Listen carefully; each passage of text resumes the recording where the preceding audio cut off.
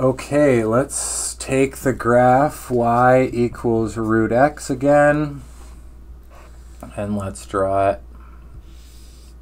Square root of 0 is 0, square root of 1 is 1, square root of 4 is 2. The table of values in my head.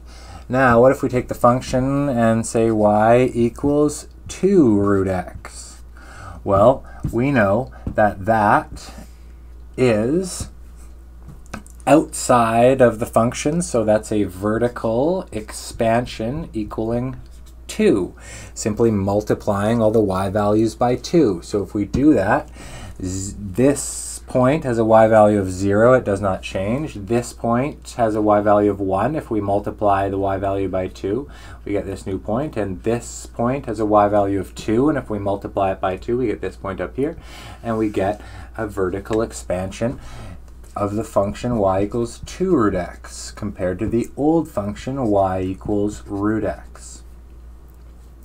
And as you can see from the graph, the domain is x is greater than equal to 0, and the range is y is greater than equal to 0.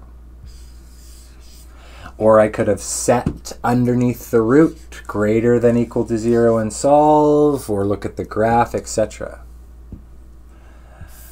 Okay, let's take the old function root x and let's say y equals root 1/2 x.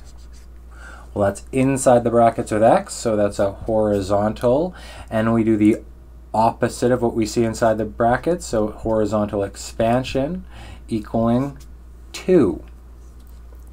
So I would now be in blue, and the old x and y intercept has an x value of 0, so if we multiply that by 2, nothing happens. If we take the old point with an x value of 1 and we multiply it by 2, we get our new point with a x value of 2.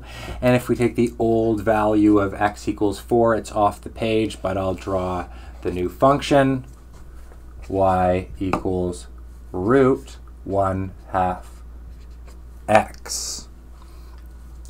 And then finally, y equals root 2x, which again, always the opposite, so that would be a horizontal compression equaling 1/2. And that would, let's draw a new graph for that one. So I'm going to draw root x again. Y equals root x, and this time I want to horizontally compress them by 1/2.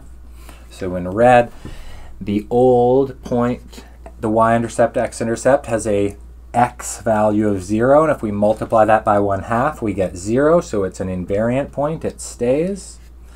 Then if we have an x value of 1 and we multiply that by 1/2, it's 1/2, and if we have an x value of 4 and we multiply it by 1/2, 4 times 1/2 is 2, and we get that function.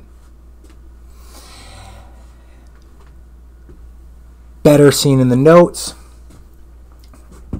And again, if I want to find the domain, I set inside the square root greater than equal to 0 and solve. Divide both sides by 2, and x is greater than 0. Also as seen in the graph below, and the range, as you can see from the graph, in red is y is greater than equal to 0.